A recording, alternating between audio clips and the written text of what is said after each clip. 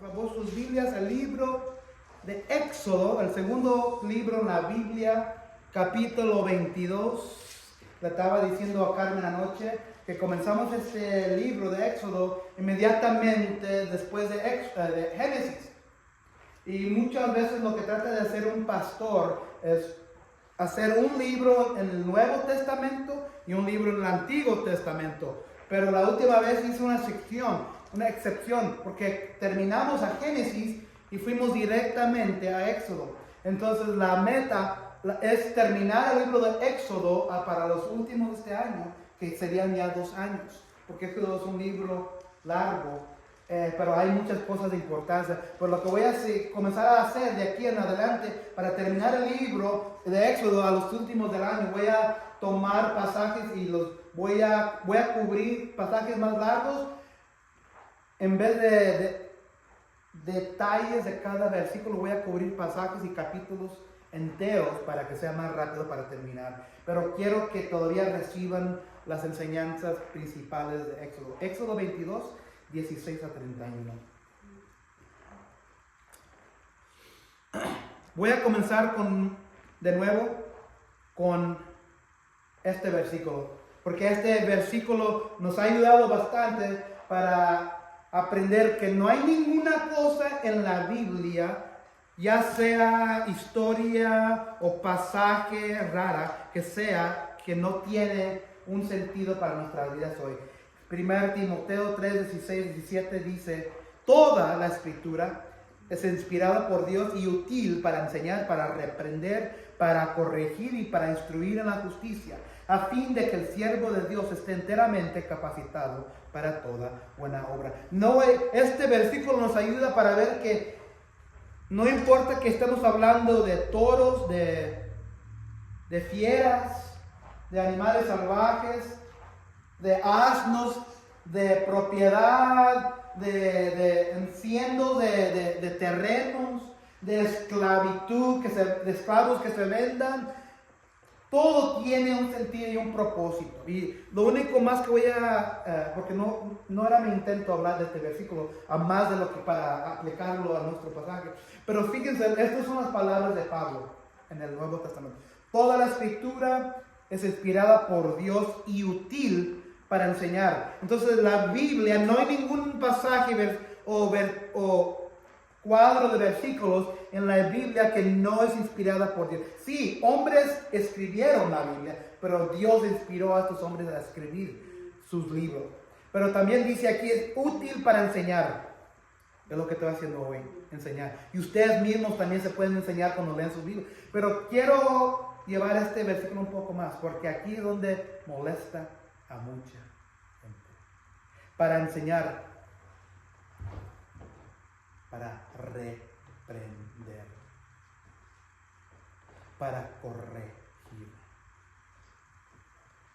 Yo como pastor, y aquí es donde mucha gente no quiere venir a la iglesia, o el momento que la iglesia o el pastor se comienza a meter a los detallitos de la vida de los miembros de la iglesia, ¡pum!, se van. ¿Por qué? Porque no quieren que esto suceda en su vida. Pero la Biblia, la palabra de Dios, que dice que la palabra está hecha y inspirada por Dios, no nomás para enseñar cosas, pero para corregir, para reprender. Entonces, mucha gente no quiere ir a la iglesia porque no quieren que la iglesia y el pastor o los hermanos o las hermanas se metan a los detalles de la vida de las personas. Pero para eso estamos aquí. Como si tú tienes hijos o hijas, nietos, nietas o pequeños en tu familia, no los vas a corregir, no los vas a instruir, no los vas a reprender. Para eso estamos aquí y yo estoy aquí. No nomás con un pastor los domingos en la mañana o tarde. Estoy aquí también para corregir y reprender y instruir a los miembros de la iglesia. Pero no soy yo, es la palabra que lo hace.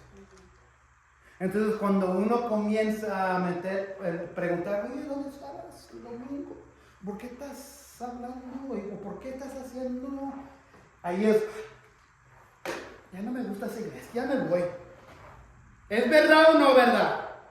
Es verdad. Y por eso mucha gente no va a la iglesia, porque ellos piensan que la iglesia no debería meterse de metiches a la vida privada de la gente. Pero eso no es lo que dice Dios. La palabra está hecha no nomás para enseñar, pero para reprender, para corregir y para instruir en la justicia, a fin de que el siervo, ustedes, tú y yo, de Dios esté enteramente capacitado para toda buena. Esa es la meta para cada uno de nosotros, para ser capacitados en todo lo que quiere Dios para nuestras vidas.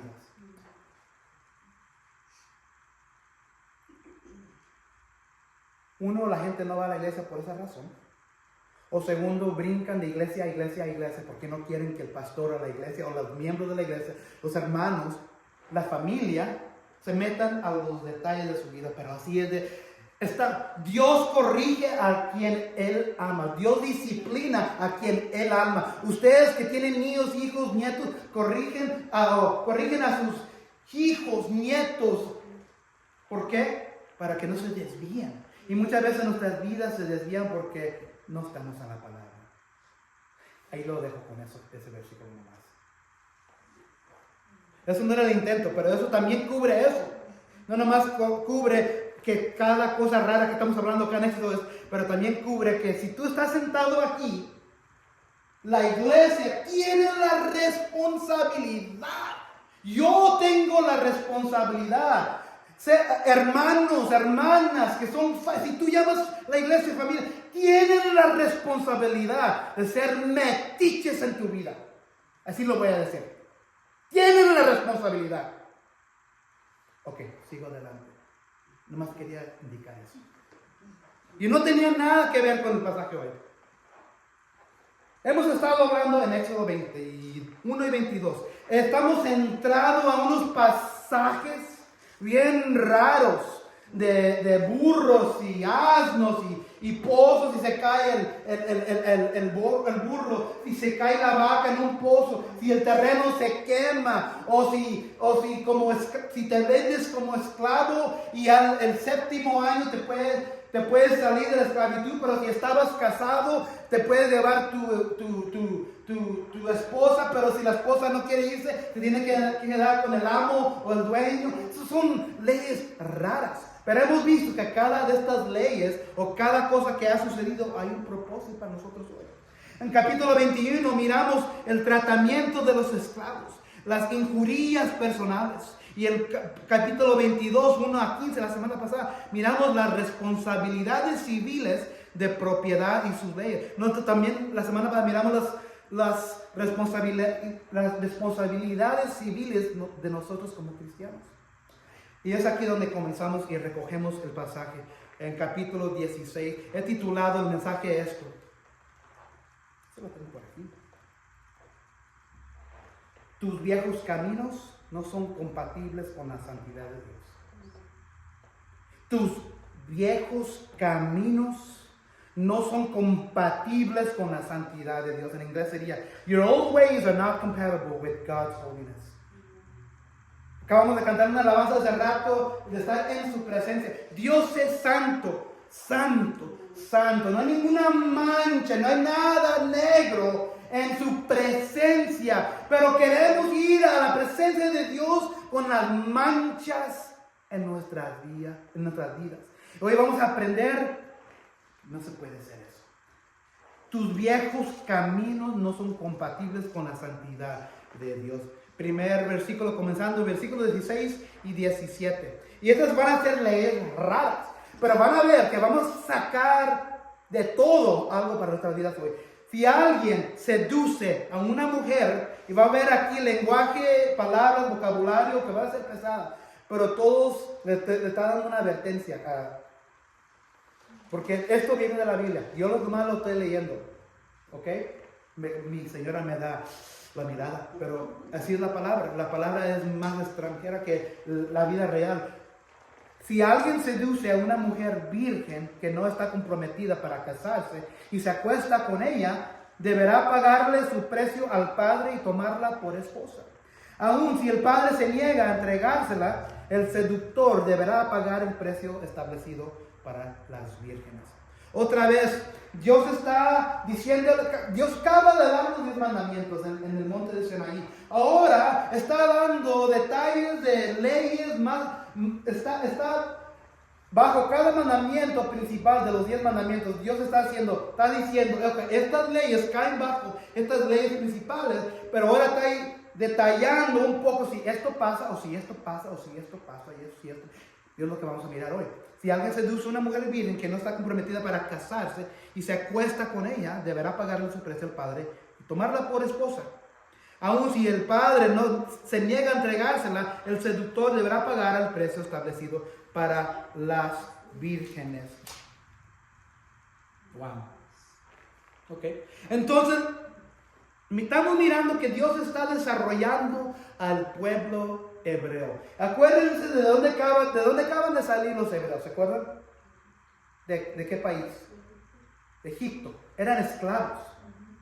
Ellos no tienen ningún concepto de cómo se debe de mirar tener un Dios santo. Ellos, lo único que ellos tenían concepto eran de los dioses falsos de Egipto. Y en la manera que ellos eran tratados como esclavos. No saben nada más. Si yo voy a la prisión por algo grande en mi vida y me meten, voy a cumplir 50.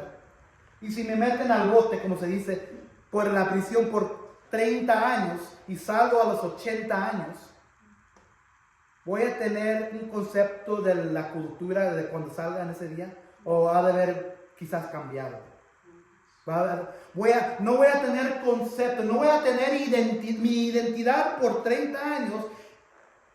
Era estar en la prisión. Alguien me daba de comer, me decían cuándo me iba a bañar, me decían cuándo iba a comer, me decían que cuándo me iba a dormir. Entonces, en el momento que yo salga de la prisión, 30, 40 años, no tengo ninguna identidad. La única identidad que yo tenía hubiera sido de ser un esclavo. Lo mismo con esta gente, este pueblo. Entonces, ellos no tienen identidad y Dios está estableciendo parámetros para este pueblo, para que sepan, vienen de allá, pero ya no están ahí. Por eso están conmigo. Entonces aquí la ley es que si alguien seduce a una mujer, el seductor debe pagar el precio establecido por la virgen. Entonces si viene un hombre y seduce a una mujer, una virgen,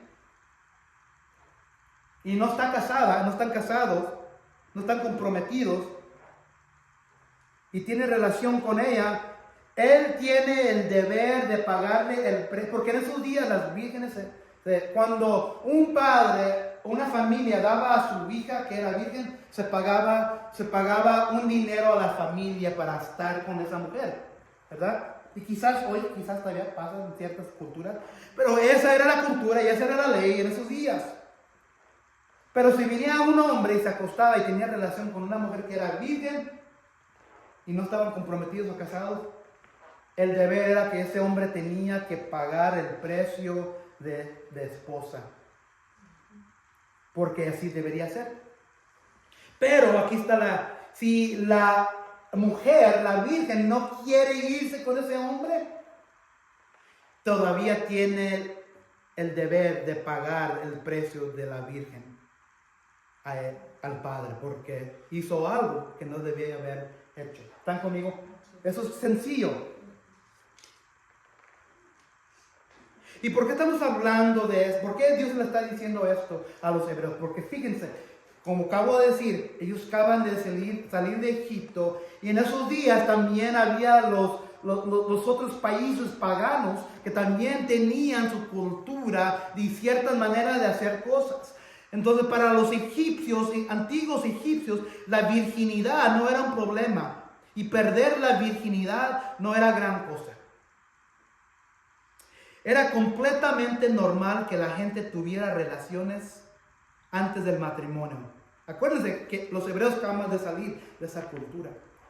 Con una excepción, la otra parte también debe estar soltera. Esta indiferencia hacia la virginidad se resume mejor en el hecho de que no tenían una palabra virgen o virginidad en el vocabulario egipcio. El concepto simplemente no parece haber existido. Aparentemente no existía ningún concepto de virginidad ni ningún tipo de expectativa al respecto. Los individuos podían tener relaciones libremente siempre que ambas partes estuvieran no casados. No había nada contra relaciones entre vírgenes en los egipcios. Y los hebreos, viviendo por 400 años en esa cultura, se estaban trayendo todo eso en sus mentes. Pero Dios está diciendo, si va un hombre a acostarse, seducir a una mujer, una virgen, y no están comprometidos, el hombre tiene que ser esa virgen su esposa y pagarle al padre el precio de la virgen. Y si no se quiere ir la mujer, la virgen, con el hombre, todavía tiene que pagar el precio de la virgen. Esa es la ley. ¿Ok? Vamos a regresar a eso después. Ay, joder, ¿eso qué tiene que ver conmigo? ¿Qué groserías? Yo nomás leo la Biblia. Si tienen sus Biblias abiertas, ¿verdad? Y dice lo mismo, ¿verdad? O cerca así. Vamos a ver cómo esto nos impacta hoy. Versículos 18 a 20. No dejes con vida a ninguna hechicera. Todo el que tenga relaciones sexuales con un animal será condenado a muerte. Le dije a Carmen, este pasaje va a estar bien raro. Y le dije lo que íbamos a cubrir. Versículo 20. Todo el que ofrezca sacrificios a otros dioses, en vez de ofrecérselos al Señor, será condenado a muerte. Entonces lo que estamos mirando aquí, estamos mirando tres cosas, tres casos que merecen la muerte, que merece lo que se le dice crímenes capitales. ¿Qué es lo que significa crímenes capitales? Que es una ofensa, si lo haces, que merece la muerte. Si yo asesino a alguien, depende del estado, aquí en los Estados Unidos, te pueden poner a la muerte. Estos son crímenes capitales. Lo primero es versículo 18. No dejes con vida a ninguna hechicera. La brujería.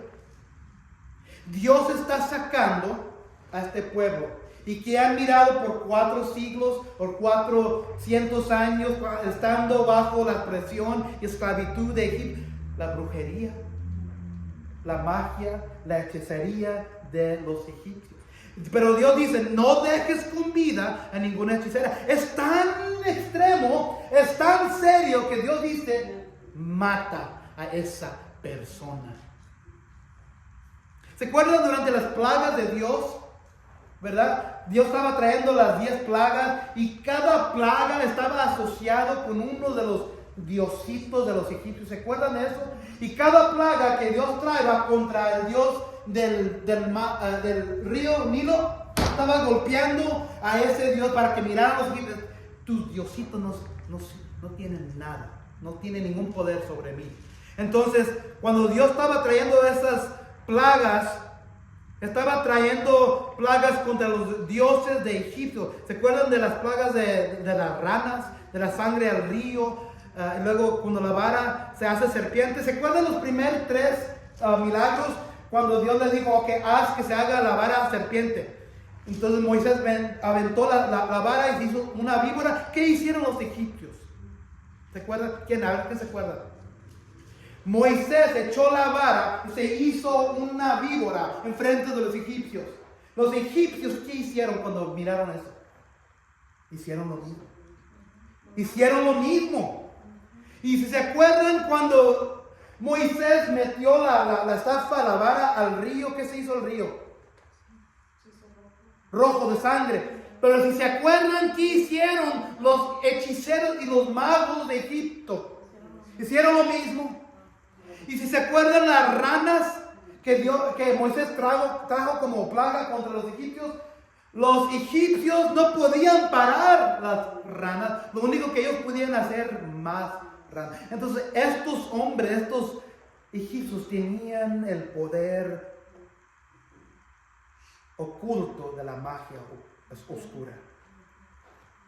En el mito egipcio, la magia que se dice Heka, ok, mucho de esto yo investigué, pero van a entender cosas que yo apenas acabo de aprender yo mismo. En el mito egipcio, la magia era una de las fuerzas utilizadas por el creador para crear el mundo, en el mito de los egipcios. A través de Heka, las acciones simbólicas podrían tener efectos prácticos. Se pensaba que todas las deidades y personas poseían esta fuerza en algún grado, pero había reglas sobre por qué y cómo podía usarse. Los usuarios de magia más respetados eran los sacerdotes lectores. Los sacerdotes eran los principales practicantes de la magia en el Egipto faraónico, donde eran vistos como guardianes de un conocimiento secreto dado por los dioses a la humanidad para proteger los golpes del destino. Los usuarios de magia más respetados eran los sacerdotes lectores, que podían leer los antiguos libros. Ellos tenían antiguos libros de magia guardados en las bibliotecas de templos y palacios. Hoy en día esas bibliotecas se han encontrado. En las historias populares a estos hombres se le atribuía el poder de dar vida a animales de cera o de hacer retroceder las aguas de un lago, como sucedió con el río Nilo. Solo un pequeño porcentaje de egipcios sabía leer y escribir, por lo que la magia escrita era la más prestigiosa de todas. Las colecciones privadas de hechizos eran posesiones preciadas, transmitidas de generación en generación. Los hechizos protectores o curativos escritos en papiro o papel a veces se doblaban y se llevaban sobre el cuerpo. Amuletos. Ellos usaban amuletos. ¿Por qué usaban amuletos? Los amuletos, tengo un cuadro aquí en la pantalla. Los amuletos colocados en los entierros. Entonces, cuando morían los siervos, los esclavos, los amuletos eran colocados entre los muertos y tenían como objetivo proteger a los egipcios fallecidos y ayudarles a alcanzar la vida eterna que creían que les esperaba. Entonces el pensamiento era, si muere un rey egipcio, si moría Faraón, si moría un oficial importante y iba a la vida después, él tenía que tener esclavos en esa siguiente vida. Y lo que hacían los hechiceros, mataban, vamos a hablar un poco más de los sacrificios, mataban esclavos y enterrados con los esclavos echaban amuletas. ¿Por qué? Para que los esclavos se fueran con el oficial, para que el oficial, el rey, el faraón tuviera esclavos en la vida que viene después. Eso era el tipo de magia que existía.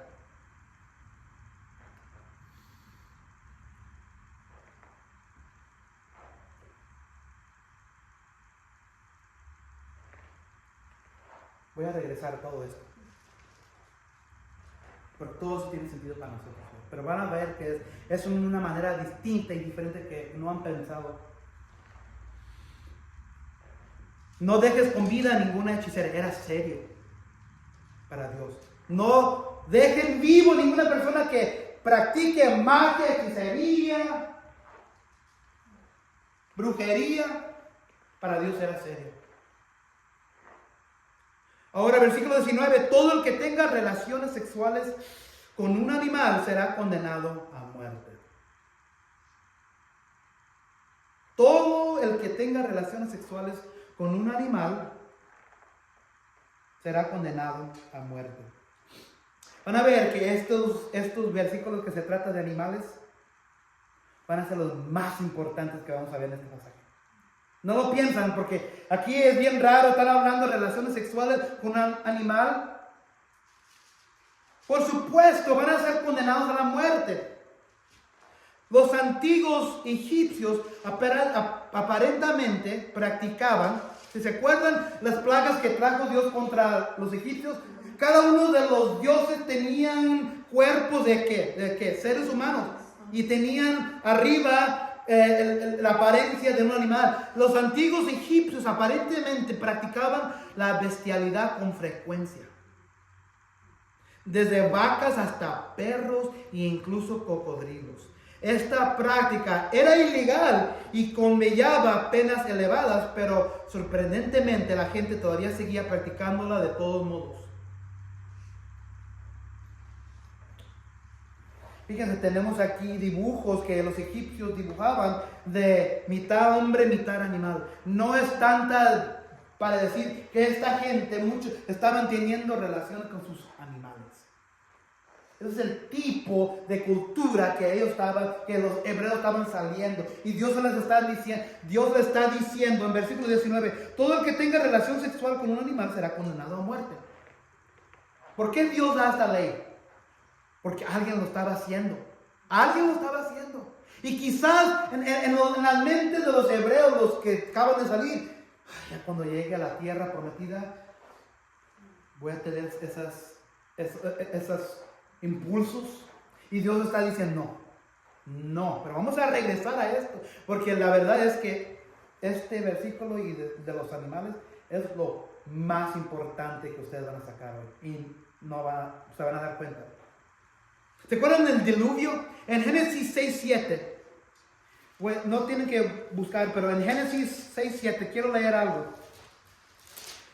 ¿Se acuerdan cuando Dios dice que voy a destruir el mundo y porque me ha puesto triste y voy a destruir la humanidad, la tierra, el hombre, todo? Pero en Génesis 6:7, fíjense lo que dice en Génesis 6:7.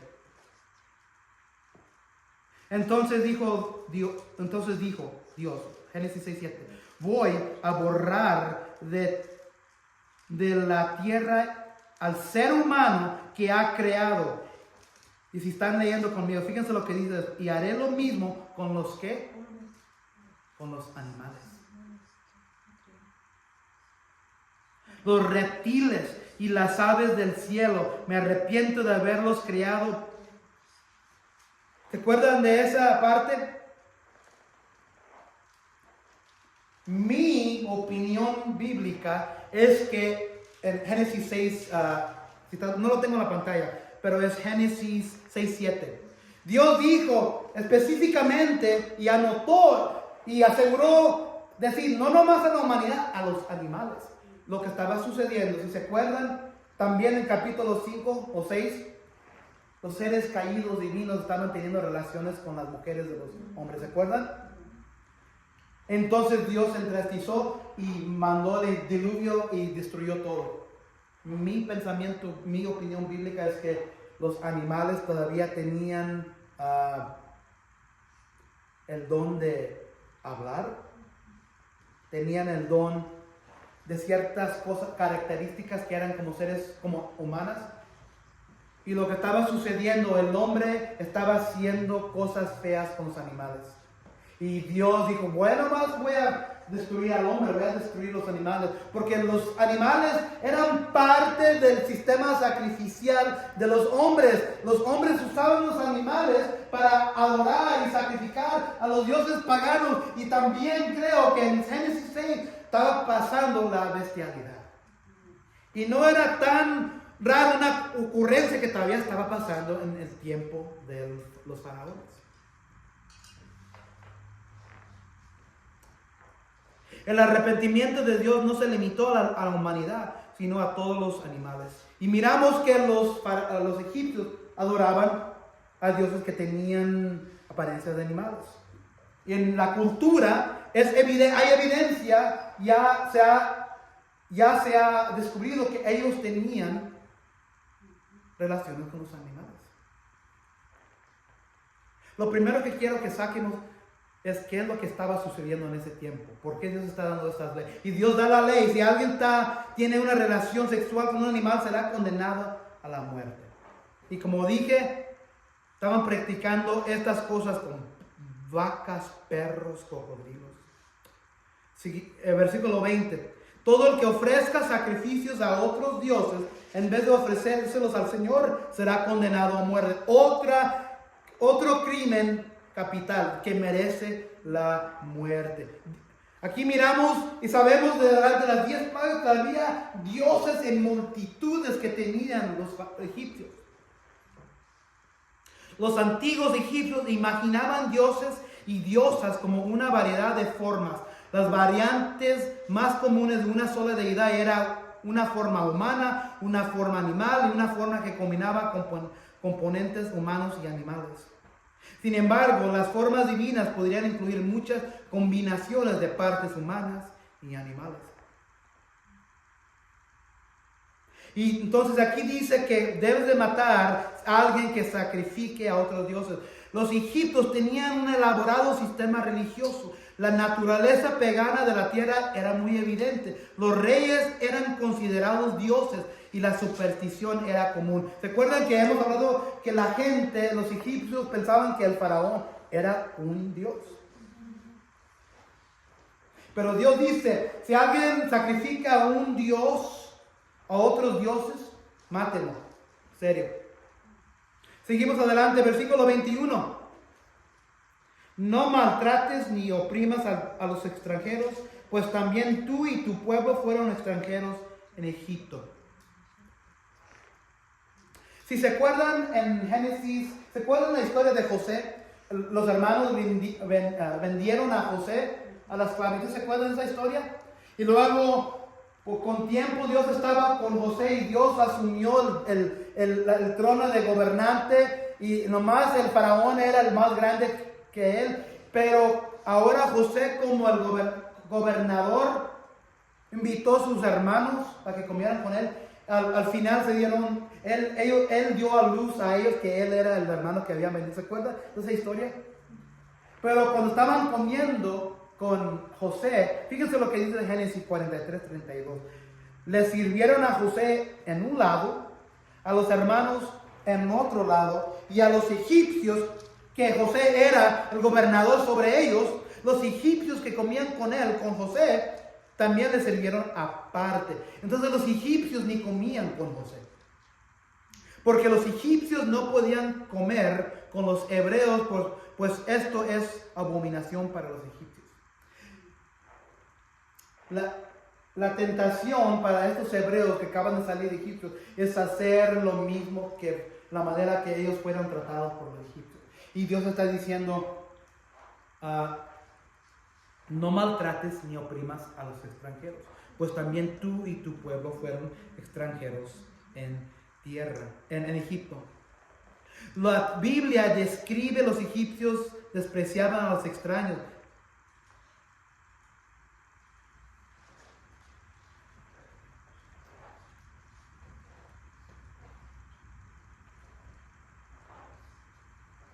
En la cultura, en los tiempos de este momento que estamos viviendo, viviendo en este país, bajo una autoridad diferente, un líder diferente en la oficina de la Casa Blanca, era dado autoridad para ciertas cosas, ¿verdad? ¿Saben de lo que estamos hablando, verdad? Esto es algo bien delicado. En nada de lo que ha hecho el presidente, en nada de lo que he mirado sobre las redes sociales, nada de lo que he leído, no hay nada de compasión para el extranjero. ¿Qué es lo que dice la palabra? No maltrates ni oprimas a los extranjeros, pues también tú y tu pueblo fueron extranjeros en Egipto. Yo entiendo los detalles de la ley, yo entiendo eso. Pero no estoy mirando nada de compasión. No estoy mirando nada de misericordia. Lo único que estoy mirando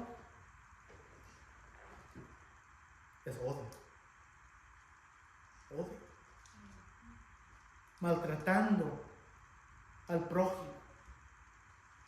Maltratando al que está aquí por circunstancias que se trata de la vida, de la muerte. Yo entiendo los detalles de la ley, pero lo que está ausente es el amor, es la misericordia, es la compasión. Y lamentablemente lo peor de todo, que muchos de esos que están diciendo y actuando así son cristianos. Son cristianos. Dicen que son cristianos. No hay nada de compasión, nada de amor, nada de misericordia. Yo sé, yo entiendo los detalles de la ley.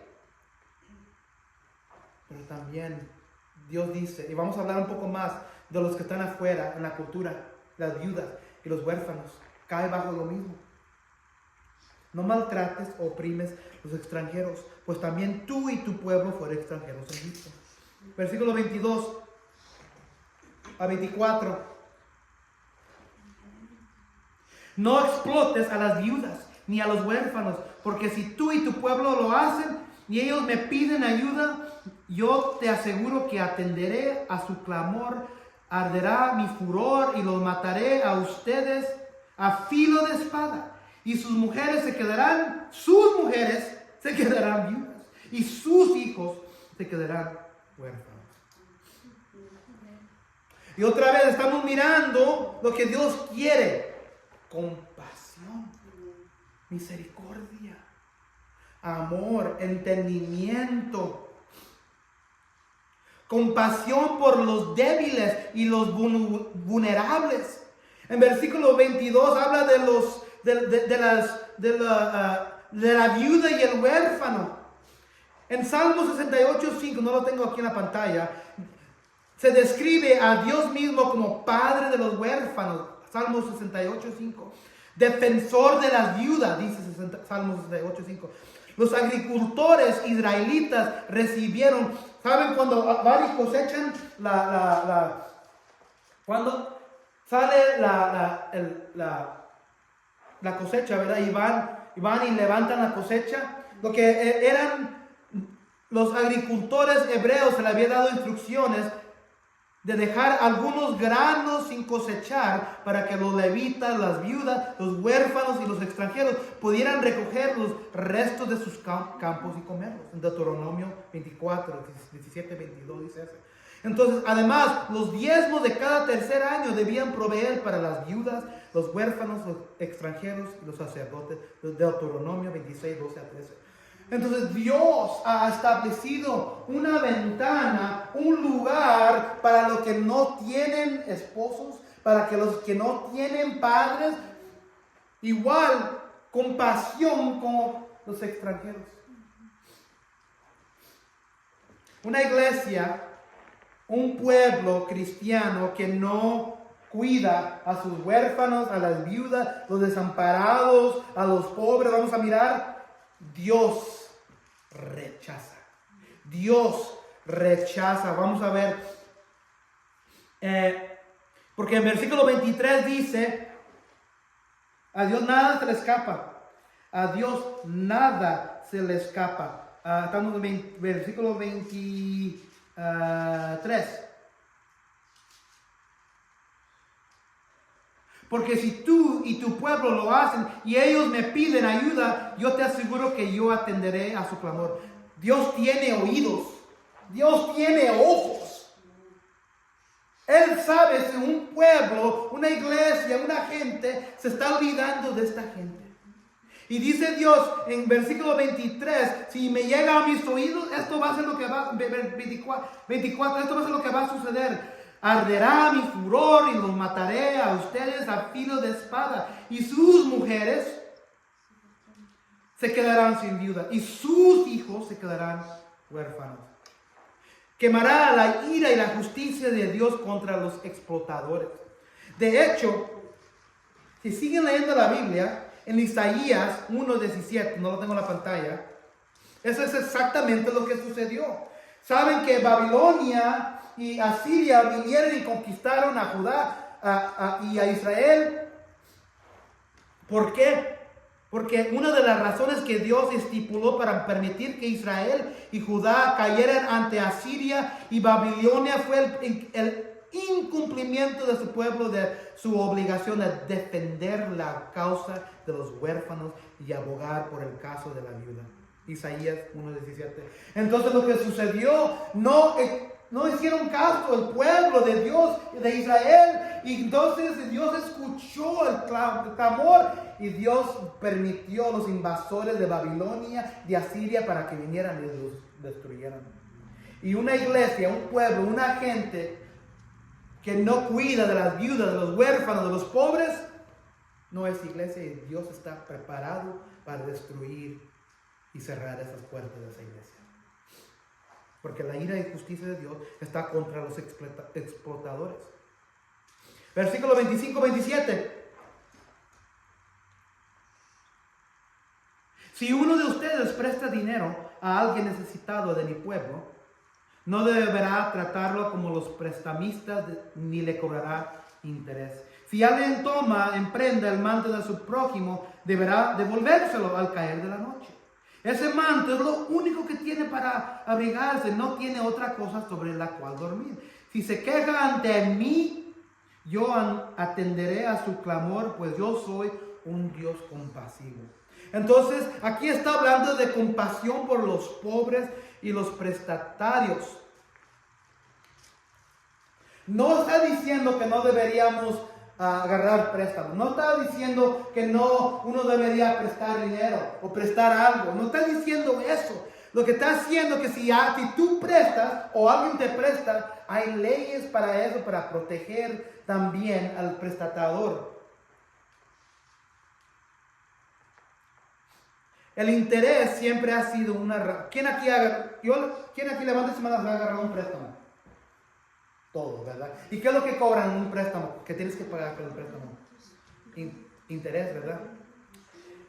Entonces aquí Dios no está dando detalles de cómo se debe de ver el préstamo y que no deberías cobrar interés. No está hablando mucho de esto. Está hablando de otra cosa al corazón de lo que está sucediendo aquí. El interés siempre ha sido una herramienta para explotar la riqueza y la prosperidad de las sociedades. Los explotadores canalizan el poder económico y político que han acumulado hacia diferentes ámbitos de la vida, incluido la religión, la filosofía, la educación y el arte y la vida cultural, donde mantienen su dominio. Así es como los ricos mantienen su dominio, cobrando tan... Pero ¿qué está el corazón de todo eso?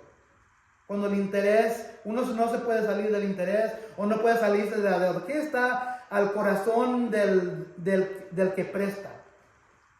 Codicia. Codicia. El dinero. Aproximadamente una semana antes de su arresto y crucifixión, ustedes saben esto, Jesús entró en el templo. ¿Y qué es lo que hizo Jesús cuando entró al templo? Volteó todo. Limpió de todos los que allí compraban y vendían. ¿Por qué? Derribó las mesas de los cambistas y los bancos de los que vendían palomas. Mateo 21:12. Entonces Jesús habló a la multitud sorprendida. Escrito está: mi casa será llamada casa de oración, mas vosotros la habéis convertido en cueva de ladrones. Versículo 13 de Mateo 21. El mismo incidente se registra en Marcos 11, Lucas 19, Juan 12, registra acciones similares de Jesús en el comienzo de su ministerio. Aquí está la raíz y el propósito de todo esto, lo que está hablando aquí en Éxodo. 1 Timoteo 6:10, aquí lo tengo en la pantalla. Porque la raíz, mucha gente cita este versículo, pero no lo citan correctamente. Citan que el dinero es la raíz de todo el mal. ¿Es el dinero la raíz de todo el mal? ¿Sí o no? No. Fíjense lo que dice el versículo. Porque la raíz de todos los males es el ¿qué? El amor. Se necesita dinero. Necesitamos dinero para acumular cosas, para acumular comida, para mantenernos. Necesitamos dinero para vivir nuestra vida, para no morirnos, ¿verdad? Entonces mucha gente saca afuera de contexto esta cita, porque no dice que el dinero es la raíz de todos los males. El amor es la raíz. El amor al dinero es la raíz de todos los males. La codicia.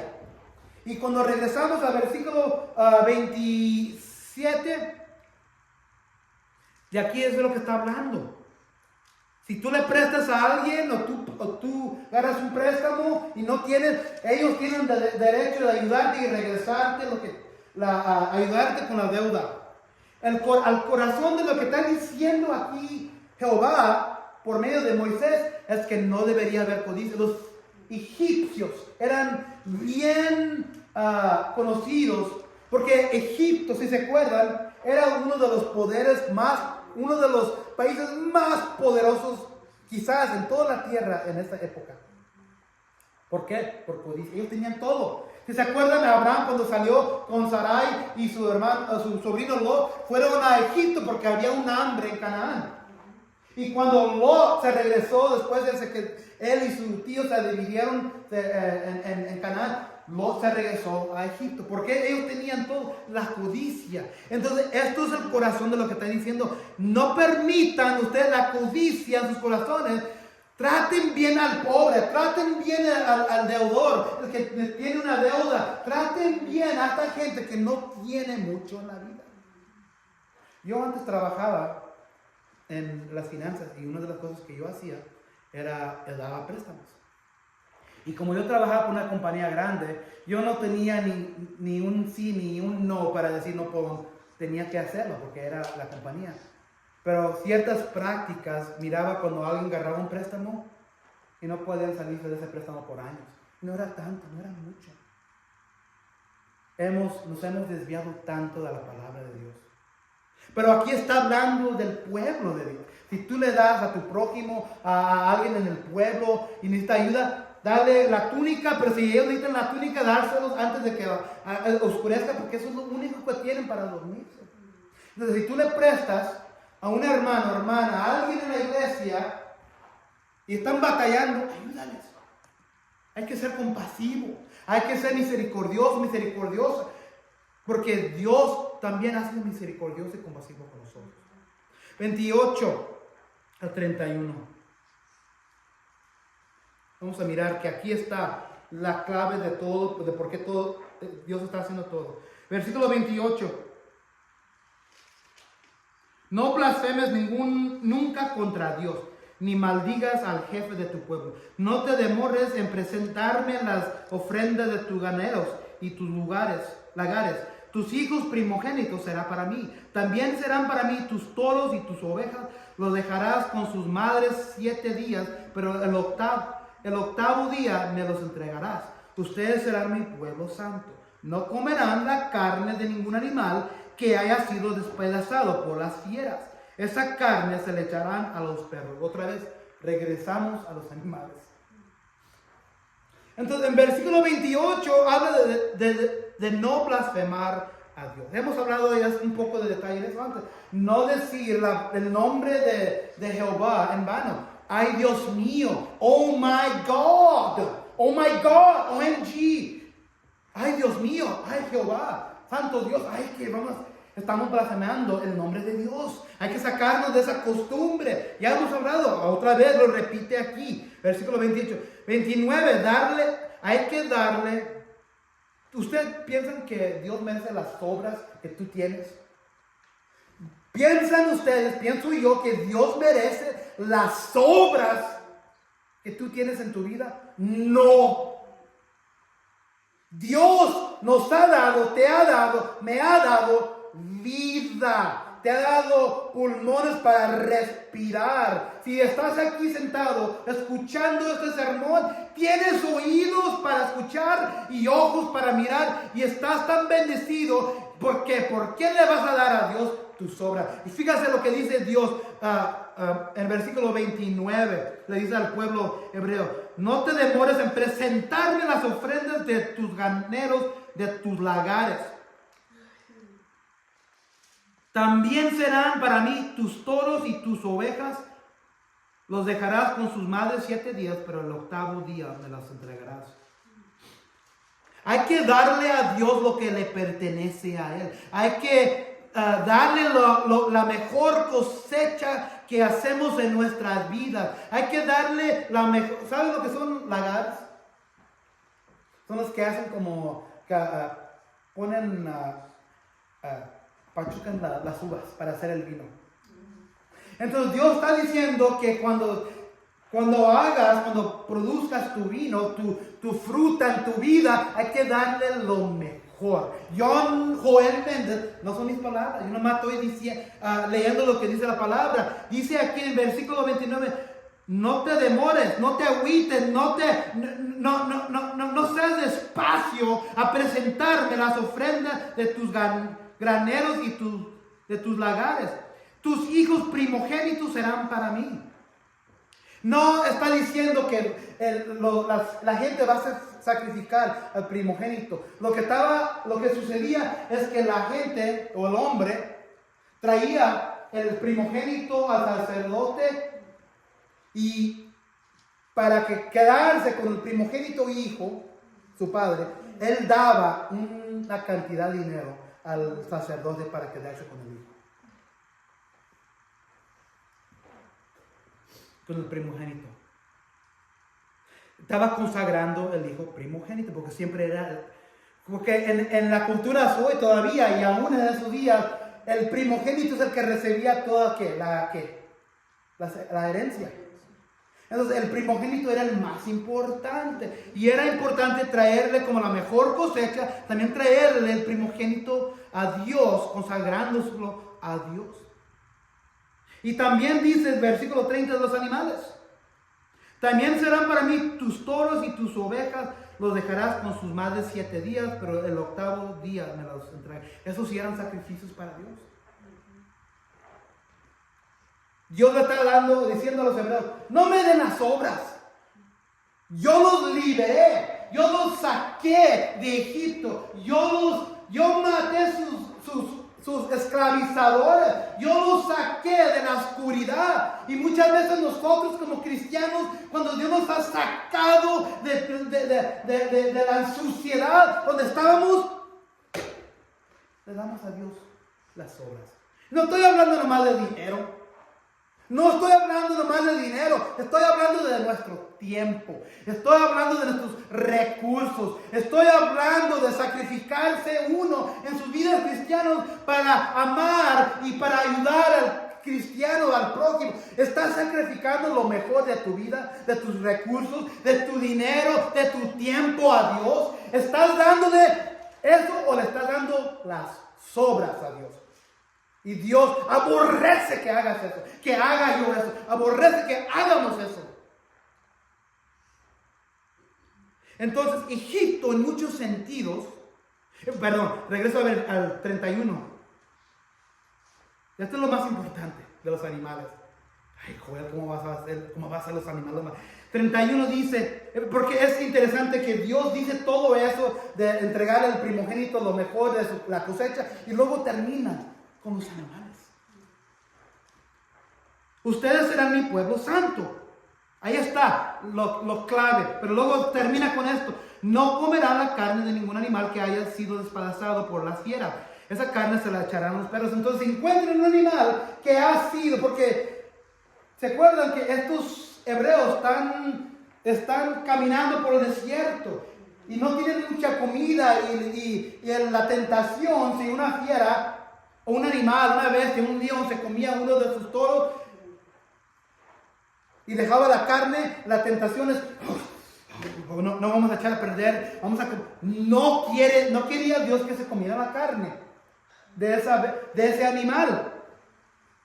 No comerán la carne de ningún animal que haya sido despedazado por las fieras. Esa carne se la echarán los perros. Los animales merecen esa carne. Egipto, en muchos sentidos, es el lugar de nacimiento de Israel como nación. Ciertamente el pacto se estableció con Abraham, pero una vez que llegamos a José, la historia se traslada a Egipto. Si el Éxodo es el lugar de nacimiento de Israel como nación, entonces Egipto es el útero. Gran parte de la cultura israelita se vio afectada por Egipto.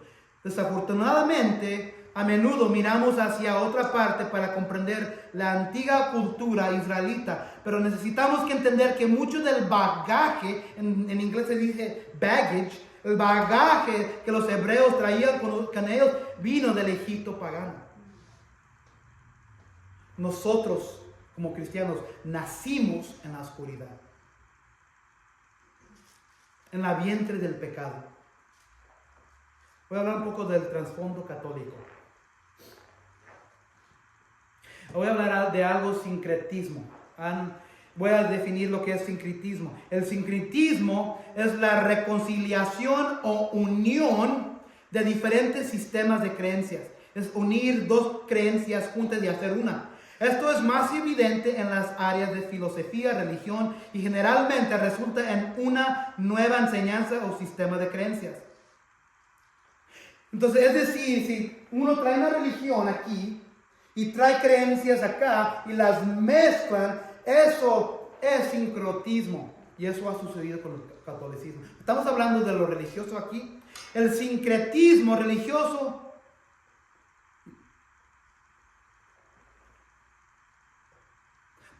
Tomemos, por ejemplo, el proselitismo de la Iglesia Católica Romana en la animista Sudamérica. Amenazados los aborígenes de los suramericanos. ¿Saben de quién estoy hablando? De los aborígenes, ¿verdad? Los indios de Sudamérica. Cuando vinieron los conquistadores de España, trajeron a la religión, trajeron el cristianismo.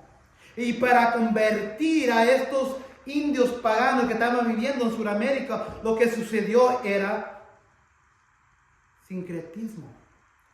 Amenazados por el miedo de la muerte, los nativos fueron bautizados en la iglesia por decenas de miles sin ninguna predicación del evangelio. Ok, te voy a bautizar, tú indio salvaje, ya eres salvo en el nombre de Cristo, ya eres...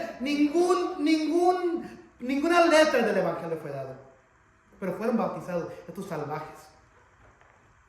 Los antiguos templos que los indios o indígenas tenían, los antiguos templos fueron arrasados y destruidos, y se construyeron santuarios y capillas católicas en el mismo lugar. A los nativos se les permitió sustituir la oración a los santos en lugar de los dioses del agua, de la tierra y del aire, y reemplazaron sus antiguos ídolos con nuevas imágenes de la Iglesia Católica Romana. Sin embargo, la religión animista que ellos tenían como religión, que los nativos habían practicado anteriormente, nunca fue reemplazada o destruida por completo. Se adaptó a las enseñanzas católicas y se permitió que floreciera este nuevo sistema de creencias. ¿Están conmigo lo que estoy diciendo? Se mezcló lo catolicismo de cristianismo acá y permitieron que los nativos se quedaran con las creencias de todo lo que ellos estaban creyendo. Y se mezcló y se quedaron, y por eso hoy todavía tenemos mucho de la superstición en el catolicismo. Digan algo de varias cosas que todavía hacíamos en la cultura hispana, como hechicería o brujería o algo de magia negra. El huevo. Sobar con las ramas también, ¿verdad? Mi abuela me hacía la rama, me estaba limpiando. Brujería. ¿De dónde viene esto? De los paganos nativos que se mezcló con el catolicismo, y ya después de siglos todavía lo hacemos hoy. Usamos la bruja también cuando estábamos embarazada, que era niño y niña, muchas cosas que hicieron. Otra cosa, acabamos de hablar de amuletos, ¿verdad? Si tú tienes algo en tu casa, en tu posición, que trae suerte, eso es brujería, eso es hechicería, eso es magia oculta. Una pulsera, una cadena, una amuleta, algo que diga, si yo uso esto me va a traer buena suerte. Todo eso es superstición, no nomás en el trasfondo católico del mundo. Si tienes algo en tu casa, en tu carro, en tu personaje, en ti mismo, destrúyelo, porque eso trae cosas feas en tu vida. Mucha gente usa el billete de $2 también diciendo que es suerte, para traer al dinero, supuestamente. Yo escucho eso. Luego también la patita del conejo, ¿verdad? El sincretismo religioso simplemente no es compatible con verdadero cristianismo. De hecho, cualquier modificación de la ley y los principios bíblicos para el caso de una religión mejor es una herejía.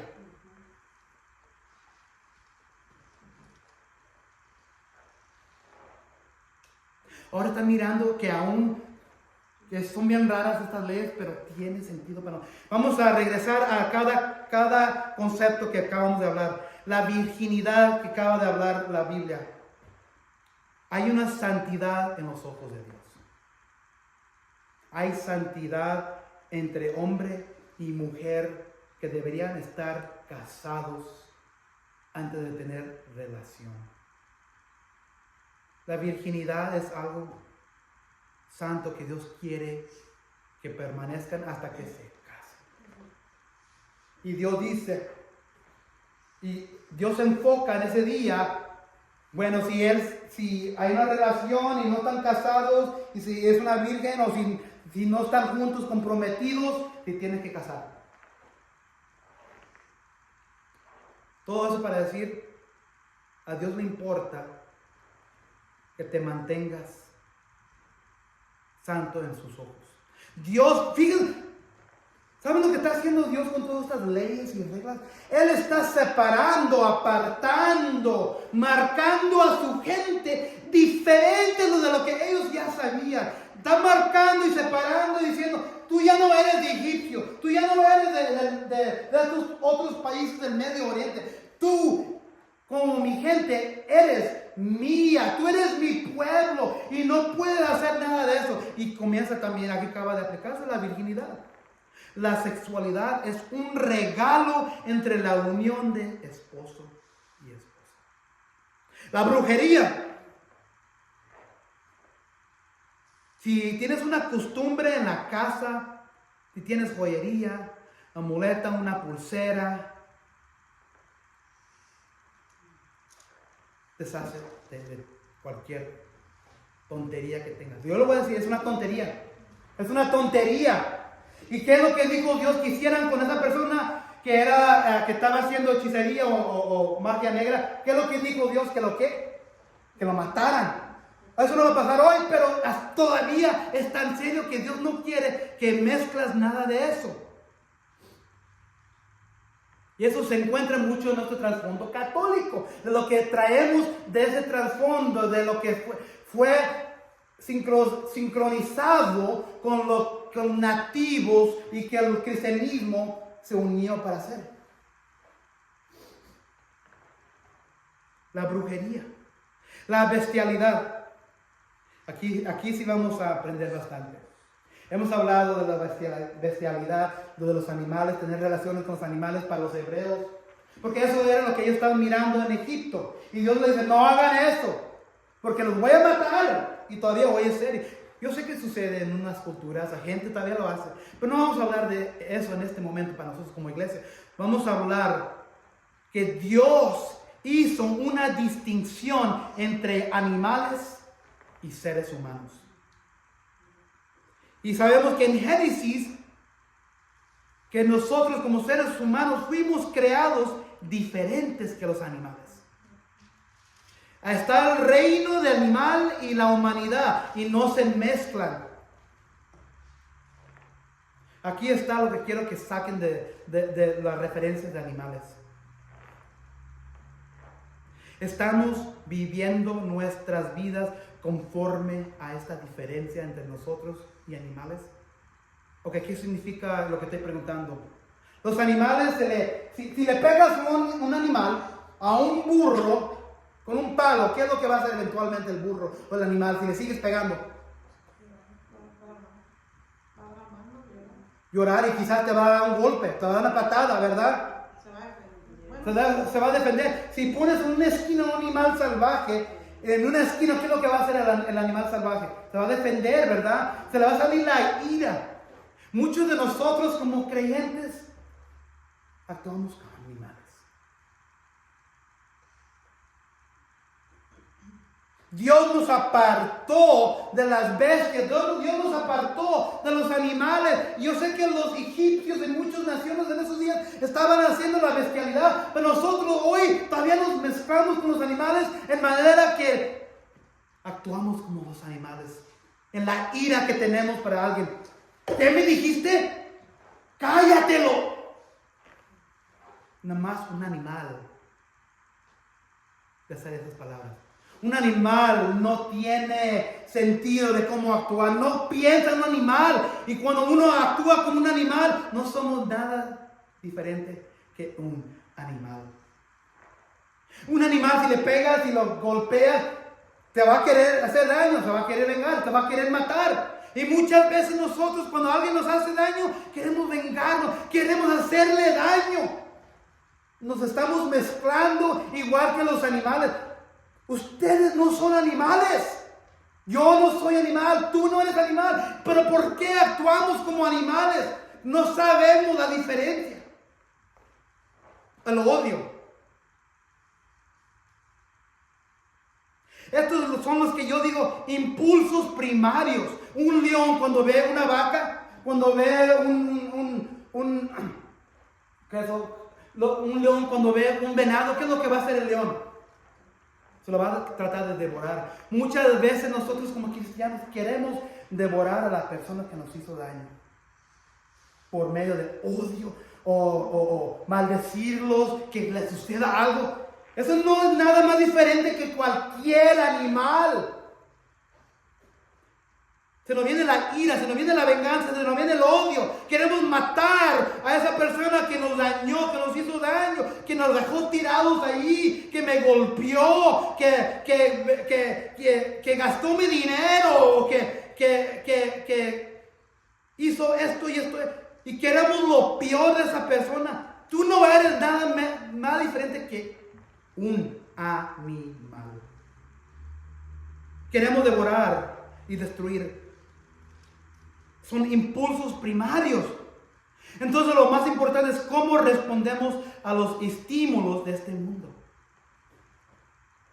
Si alguien te estimula, ¿cómo vas a reaccionar? Eso es lo más importante que saquen de aquí. Cuando alguien te hace daño, cuando alguien te habla mal, cuando alguien te mete el cuchillo, te traiciona, cuando alguien te hace un acto de violencia o algo sucede, Dios nos ha apartado para ser diferente.